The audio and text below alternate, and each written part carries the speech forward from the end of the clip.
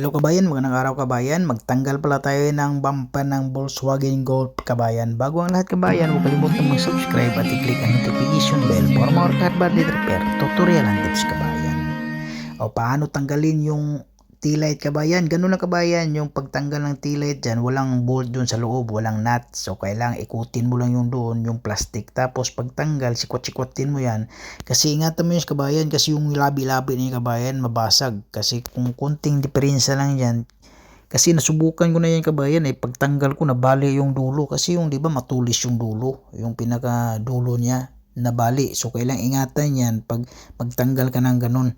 So kaya ayun kabayan, yung sa yung sa bumper mga kabayan, flower lang yan sa kabayan. Tapos matibay yung mga clips niya kabayan. Yun na nga, kailangan natin tanggalin yung T-light para makasikwat tayo sa ilalim ng bracket sa T-light. Kasi may bracket dyan.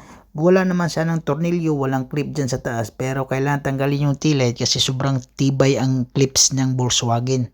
So hindi mahirapan ka pag batak-batakin mo lang yan. Hilahilahin mo lang, baka masira yung clips na yan sa bumper saka yung sa pinaka-clip niya. Kasi yun ang hawak, yun ang nagpapatibay kabayan.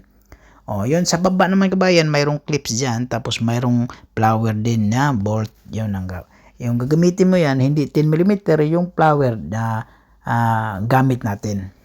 Tapos, ganun din sa kabila kabayan. Yan. Ikut-ikutin mo lang yan. Ikut-ikutin mo lang. Tapos, pag matanggal na, sabay sikwat-sikwatin mo para ingatan mo lang talaga yan, kabayan. Yan. Kailangan, kasi nakahawak din yan sa baba kasi, pinakababa niya Kailangan sikwat-sikwatin mo para matanggal siya, maglulos siya, maluwag, ganun.